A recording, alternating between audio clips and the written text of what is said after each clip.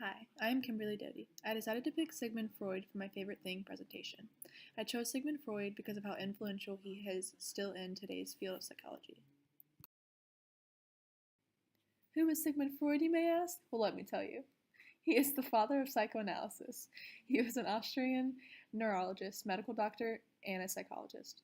He was ranked third for the most influential psychologist in a 2002 review.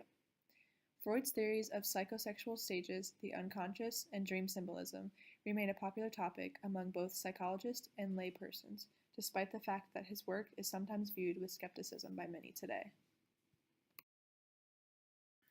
What has he done? He created an entirely new approach to the understanding of the human personality. He is regarded as one of the most influential and controversial minds of the 20th century. He set up a private practice specializing in nervous and brain disorders.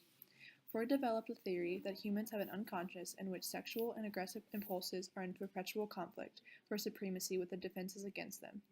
In 1897, he began an intensive analysis of himself. In 1900, his major work, The Interpretation of Dreams, was published, in which Freud analyzed dreams in terms of unconscious desires and experiences. Freud also spent less time in clinical observation and concentrated on the application of his theories to history, art, literature, and anthropology. In 1923, he published The Ego and the Id, which suggested a new structural model of the mind divided into the id, the ego, and superego. Psychoanalysis is one of the biggest contributions that Freud developed. Psychoanalysis is defined as a set of psychological theories and therapeutic techniques that have their origin in the work of theories of Sigmund Freud. The core idea at the center of psychoanalysis is the belief that all people possess unconscious thoughts, feelings, desires, and memories. Through this process, people are then able to find relief from psychological disturbances and distress. By bringing the content of the unconscious into conscious awareness, people are then able to experience catharsis and gain insight into their current state of mind. The development of personality is heavily influenced by the events of early childhood. Freud suggested that personality was largely set in stone by the age of 5. Emotional and physiological problems such as depression and anxiety are often rooted in conflicts between the conscious and unconscious mind. Another huge contribution is the id, ego, and superego. The id was believed that personality was composed of 3 elements. The ego is the second aspect of personality. To emerge is known as the ego. This is the part of the personality that must deal with the demands of reality. The superego is the final aspect of personality. To emerge, and it contains our ideals and values. The first of these to emerge is known as the id. The id contains all of the unconscious, basic, and primal urges. The ego helps control the urges of the id and makes us behave in ways that are both realistic and acceptable. Rather than engaging in behaviors designed to satisfy our desires and needs, the ego forces us to fulfill our needs in ways that we are socially acceptable and realistic. In addition to controlling the demands of the id, the ego also helps strike a balance between our 4 basic urges, ideals, and reality.